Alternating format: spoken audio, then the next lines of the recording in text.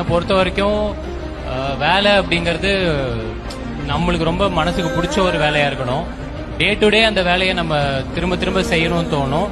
எத்தனை வாட்டி செஞ்சாலும் நம்மளுக்கு போரும் அடிக்கக்கூடாது.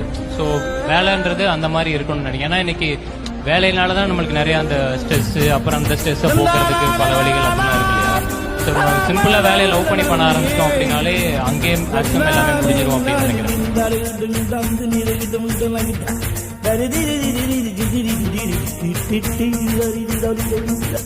மழைக்காகத்தான் மேகம், அடகலைக்காகத்தான் நீயும், உயிர் கலந்தாடுவோம் நாளும் மகனேவா.